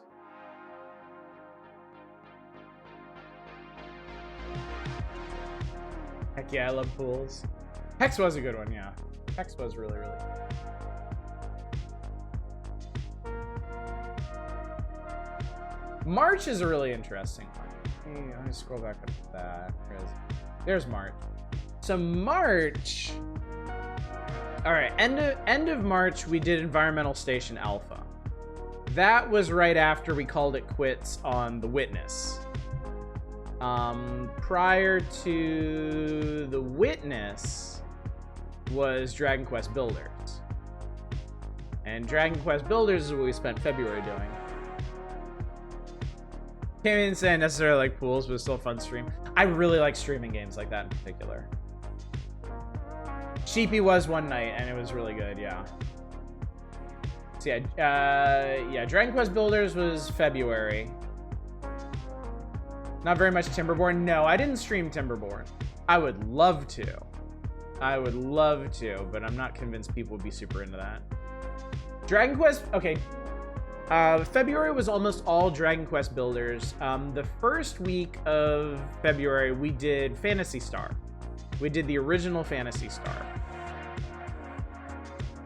And then if we scroll all the way back to January, which you can barely see, January was the end of Morrowind, and then we did Aria of Sorrow, Star Trek 25th Anniversary, and then we started Phantasy Star. Okay. Yeah, I played a lot of Cookie Clicker then. I put a lot of time into Cookie Clicker then. I apologize for nothing. Let's sit here for a minute. I don't have to pick up something after seeing on stream, but I do with Against the Storm. I fucking love Against the Storm. Against the Storm is one of my favorite games of the year.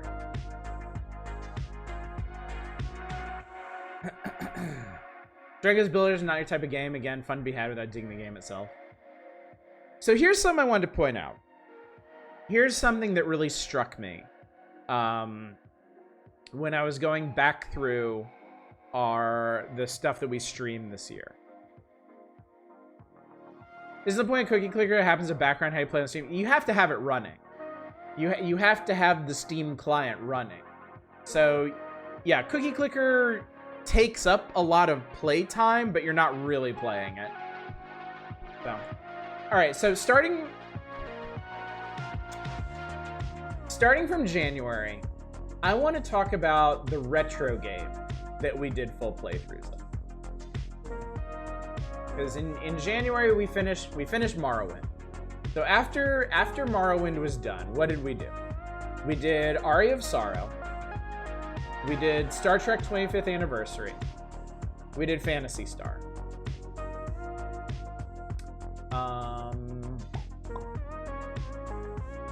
I don't really consider Dragon Quest Builders retro. I mean, we played the Steam release of it anyway. Witness isn't retro. Environmental Station Alpha isn't. We did Secret of Mana. That's 4. Not Dark Souls. Not Dark Souls. Not Dark Souls. Mega Man Legends was 5. Dread Delusion is modern. Hex is modern. Omega Land. Wooden Ocean. We did Golvelius. That's 6. Hollow Knight's modern. Superland, UFO 50. Well, I didn't do a full playthrough of UFO 50. I just thought on it. Didn't do a full playthrough of any retro horror game in October. And then November, nothing, and December, nothing. So, this is something I wanted to point out, Jeff. For a channel that ostensibly still advertises itself as a weird old games channel, I only did a full playthrough of 6 retro games. And I'm curious, chat, bringing that up. What is your thought on the split between retro and modern games on this channel right now? Because I've seen people talking, saying like, you know, Hollow Knight was great, Dread Delusion was great. Obviously, people are really enjoying Caves of Qud right now. Dragon Quest Builders was great. So what would you say then, being faced with the realization that we only did full playthroughs of a very few retro games compared to what we did with modern games this year? How do you feel about that split? We did do peaks at many more retro games because of the Power Hours. That is true. And Master System Odysseys. We have the mechanisms in place to look at a lot of retro games. I like both retro and modern. Honestly, it's harder and harder to find weird old games because that cave is well mined. That's true. Happy with the split. Don't really draw much of a distinction between the two, to be honest. I really like the handful of modern games as long as they're indie or weird enough. Here for cool artsy games with cool stories and jank. The two wolves inside me. Personally, never been here for the retro aspect in particular. Huh, okay. Little care whether the game's new or old so long as it's fun. Obviously, the solution is to pivot streaming Space War full time. I like seeing modern indie games the most because they show off stuff I need to see or try out. Retro's less your thing, depends on the game. I think indie games as a group are occupying much the same niche a lot of the time. Okay. Been a decent balance. Pretty okay with the split. Okay, because here's the thing that I've been thinking about. It's not another thing, it's the point. It's the reason I brought this up entirely.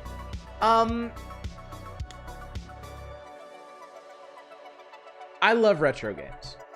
I love the Power Hour. Power Hours is some of my favorite streams of all times. They're very, very cozy for me. They're a great split between conversation and gameplay, and I love reliving those years that I spent getting new issues of Nintendo Power and learning about all these neat new games. Especially since now I can actually play them. And I love sharing that with all y'all. I love sharing those experiences with y'all. That's extremely important to me, and that's something that is never going to go away. As long as gold-plated games exist, the Power Hours will exist in some capacity. Even after we run out of issues of Nintendo Power, I'm gonna find some way to keep that kind of stream going. That being said, when I have time to play games myself, I play indie games. I mean, you can see that from this. You know, when I wasn't streaming, I was playing Timberborn, I was playing Tunic, I was playing Against the Storm, I was playing Farthest Frontier, I was playing Chants of Sennar, I was playing Stellaris and Kenshi. I was playing Scorn, I was playing Sable, I was playing Skull, I was playing Cat Quest, I was playing Fashion Police Squad, I was playing Station to Station, Lemon Cake, Curious Expedition, Black Skylands, Crosscode, Turnip Boy Commits Tax Evasion, Satisfactory, so goddamn much Satisfactory, so much Nova Drift, Everspace, got back into RimWorld for a little bit. Kept playing Jupiter Hell. Wild Bastards, Dyson Sphere Program. Like, I play a ton of indie games in my own time. And I didn't ever show you my base, did I? I knew I forgot something. I promised y'all that I would show you my setups in Satisfactory, and I never did. Curious, sounds like you have a fetish for games that are good and fun. Yeah, Chance of Sennar wasn't on stream, and I kind of wish it had been. That was a bit of an oversight on my part. I apologize for that, chat. I think y'all would have enjoyed that one. I figured old and weird were separate categories. Some games you play are both. Some are older but not weird. Some games are weird but not old. Yeah, Chance is excellent.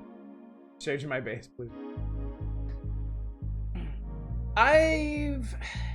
There's always been a bit of tug of war on this channel between indie stuff and retro stuff. Please stop with the unsolicited base pick.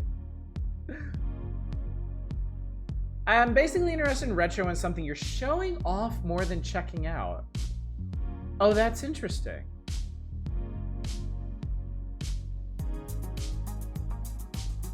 Hang on. Wait a minute. Wait. Set what I was saying aside for a second. Everybody, purge your minds of that. I have something really important to ask. Because Peach brings up a really important notion. Do y'all prefer blind playthroughs? Or do you prefer seeing something that I'm already experienced with? because they're very different experiences. Blind playthroughs, I basically have to learn as I go. There's the potential for a lot of surprise and unexpected stuff. Games that I'm familiar with, I can actually show you the ins and outs of them. I can actually do well at them. Excuse me. Both have different appeals. Super agree. Blind for indie, experience for retro. Depends on what. I think there's a lot of value in games where you can speak passionately about why you like them. I like both, but experience makes me more interested in games I wasn't interested in before. Blind is better for you, Arcane, whatever you're happy to try out. Depends on the game. Outer Wilds, as an example, thrives on the blind playthrough. Yeah, certainly.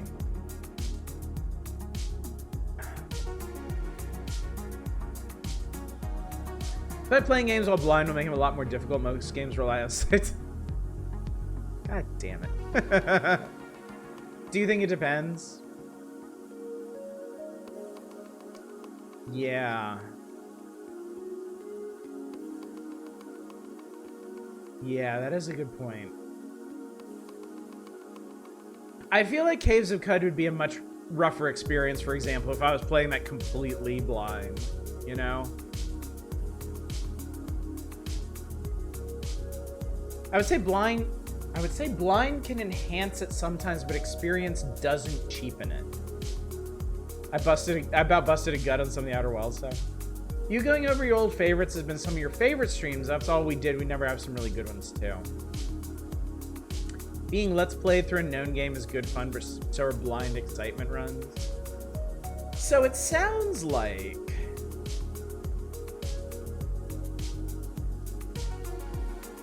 okay. Definitely miss out on some moments like Jeopardy. Not much preference. New ones you're unsure if you like can lead to a lot of repetition, and familiar ones can dead end if the audience isn't as enthusiastic as you are. Yeah. Again, of course, there's no perfect solution, but I do think I get it. I do think I get it. I think a lot of this stuff on here, a lot of the stuff that I've played throughout the year, would actually benefit from like an experienced playthrough. Like certainly, just to take the most obvious example in the world, Satisfactory. If I was to stream Satisfactory, I think this would do so much better with a bunch of experience under my belt, so that I could get through certain lulls a lot faster and show off more interesting factory builds, as opposed to having to muddle through everything like right there with y'all. Hollow Knight was an interesting one because that was mostly experience, but I had never beaten it. I feel like Hollow Knight makes a really good blind playthrough in the same way that like a Souls-like does, but it wasn't really hurt by not being blind, you know? Yeah, it was a cool sweet spot, wasn't it? Blind runs are kind of fetishized for the lightning and bottle moments that can happen. If a game becomes frustrating and stupid and you having to check a wiki on YouTube tutorial, that's bad. That is true. That is very true, Red Potter. You're right about that. Yeah, I think... Okay. Okay, here's a question. Wooden Ocean.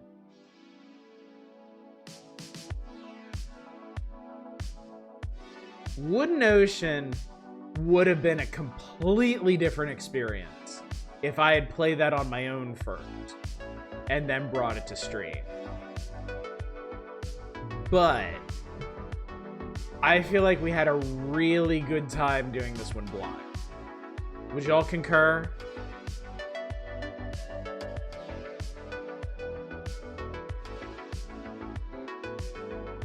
I feel like Wooden Ocean Wooden Ocean benefits from starting blind and then coming back for multiple playthroughs, because that's exactly what I intend to do. Wooden Ocean has a ton of personality where it would hit regardless. That's true. That is true. I think it was really fun blind. If we ever do anything in the future, we can have it the other way. Yeah. Yeah, I'm thinking the same thing. I'm thinking the same thing. Okay. Before I'm American, I'm Wood Ocean fan. Look, chat. If there is one thing I want you to walk away from tonight's stream 100% sure of, it's that I will return to Wood Ocean someday. I promise you. And I promised a lot of things on this channel. I understand that. No promise has been as strong as this. I want to come back to Wood Ocean real bad. But I am waiting.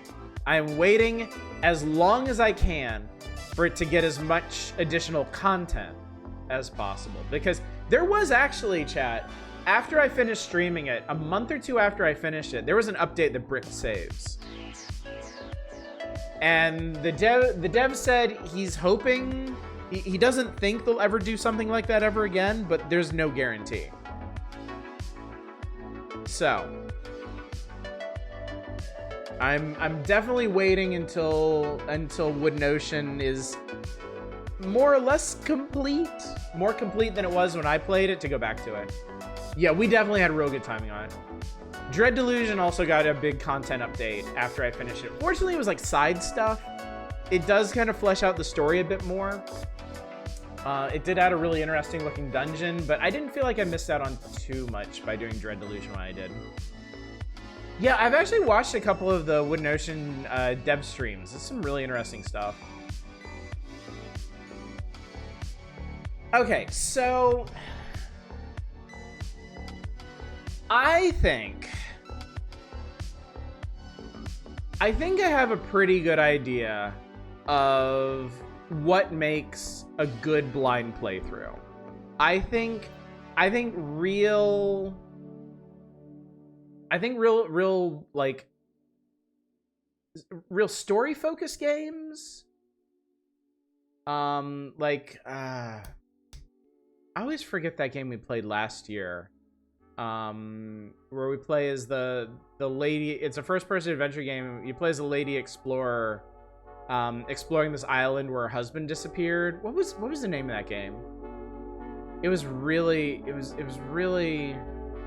We're on it for like 2 nights. Had like cosmic horror themes. What the hell was the name of that? Call of the Sea. Thank you. Call of the Sea. That's the kind of thing you want to do a full playthrough. Basically, like Outer Wilds kind of stuff. I think those are the kinds of games that I really want to save for blind playthrough. Outside of that, I may be more judicious in trying stuff out before I put it up on stream. I mean, it depends certainly, but I have been real careful in my own gaming, not not to play certain things before I get them up on stream. I may not worry so much about that anymore. It's true, you can't plan for a good blind playthrough, but I definitely have a better idea of what games make good blind playthroughs now. So, and what I think there are also games that I should play before I put up. Certainly really technical games, like automation games, simulations and stuff. Yeah, stuff where there's more mechanics or missables, I guess it doesn't really hurt to have a little knowledge, yeah. Yeah, if I ever do stream something like Satisfactory or Dyson Sphere Program, I'm definitely going to make sure I know what the hell I'm doing in those before I do. From this survey, we can conclude that public opinion is fragmented and consensus is impossible.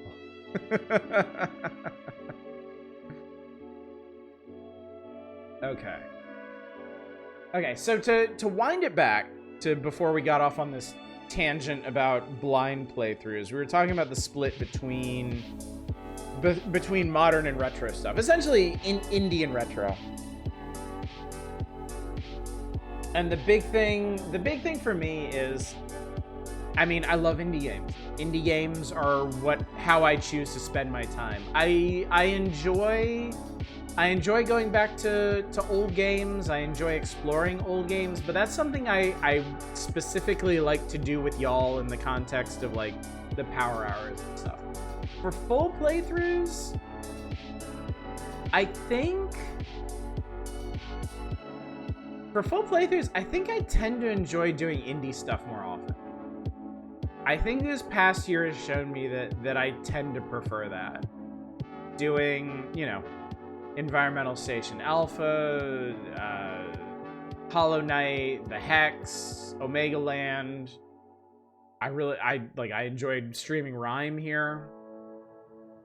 You roll up all our fragmented opinions like a Katamari. I'd watch a Katamari stream.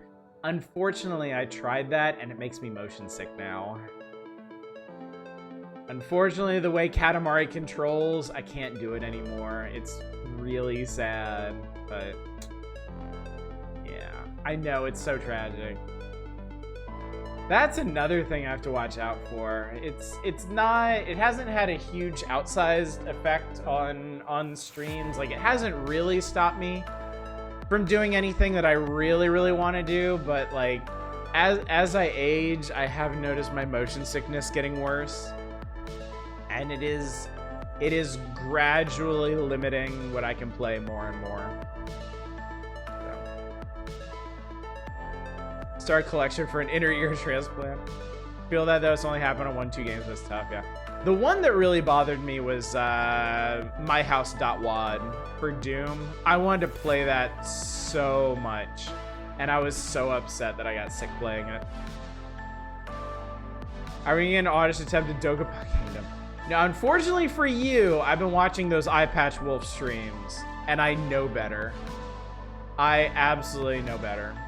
Talos Principle is one that does it to you. The first time I played Talos Principle, it kind of threatened to make me sick, and I managed to power through it. Speaking of, you looked at the Soul Reaver remaster, did they fix the camera issues for you? I haven't looked into it. I should, but I haven't looked into it lately.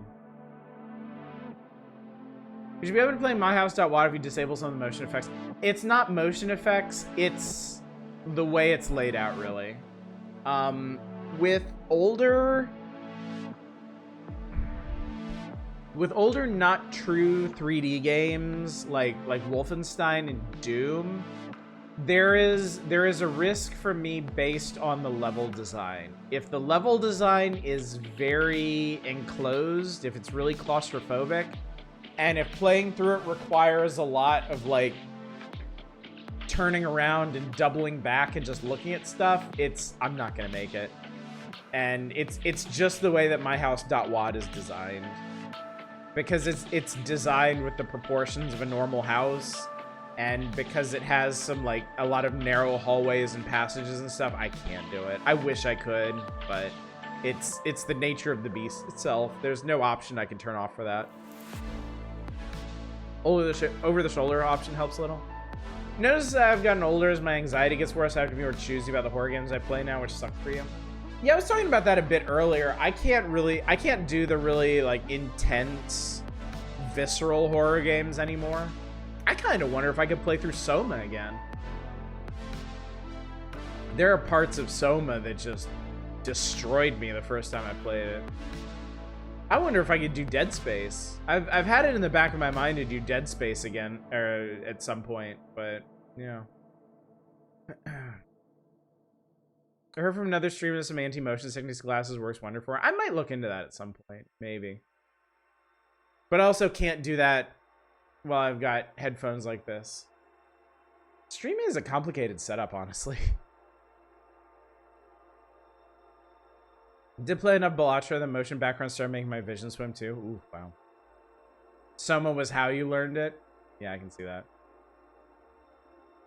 You ever try just plain old ginger tablets for motion? I have. It doesn't work. I need actual medicine for motion sickness stuff. Whenever I get on a plane, I have to take, I think it's Bonine is the generic version. Or I will get super sick. Underwater sequence with the high currents and the missing lights. You know, that wasn't even the worst part for me, Dave. It was, I think it's Theta Station. It's the one with the mini sub. That was the absolute worst. That was so. It was either Theta or Omicron. I can't remember which one. But whichever station it is with the mini sub you have to get a hold of, that place just fucked me up. The long underwater section got you? Yeah. Yeah, funny enough, the stuff out on the ocean floor didn't bother me so bad.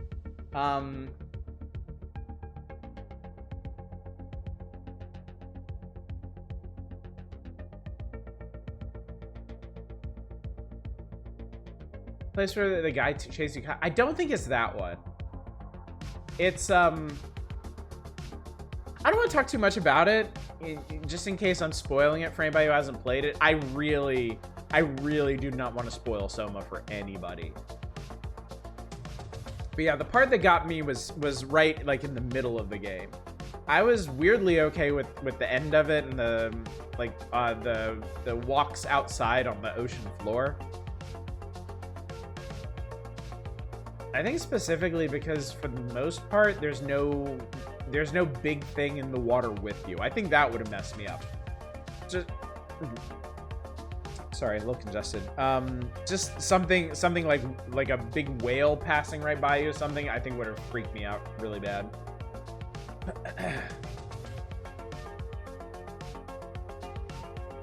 Yeah, and you can turn off dying too, can't you?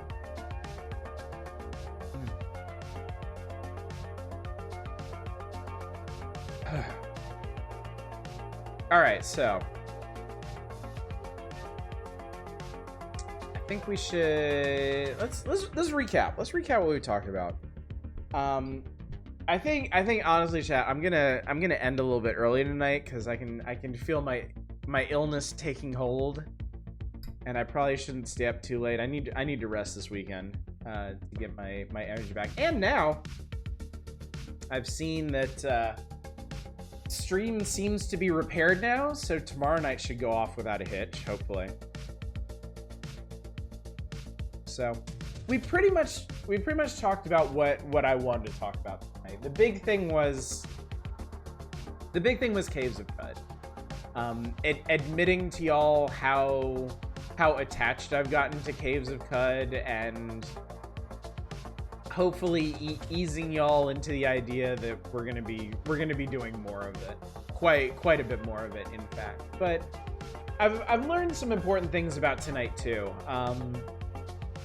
One being people aren't particularly attached to retro games, at least outside of stuff like the Power Hours.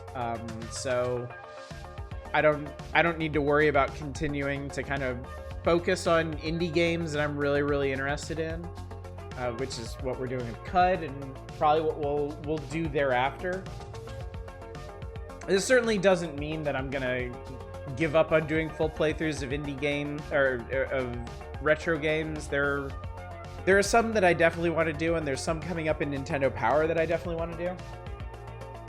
But I really love indie games. I really like I almost as much as I love the Power Hours, I do love sharing indie games with y'all, and they are what I enjoy spending my own game time on the most, as evidenced by my time in games like Satisfactory and Timberborn. So I think beyond Qud, there will be a beyond Qud. We will eventually be done with Qud. I think there's a high likelihood that we're gonna do something of a tour of indie games that I'm interested in. I may eventually bring things like Satisfactory to the stream. I may focus more on playing through indie games that I'm really interested in that I haven't gotten to yet. We'll see. I think the biggest thing for 2025, I think I'm gonna follow my own inclinations more and more over time.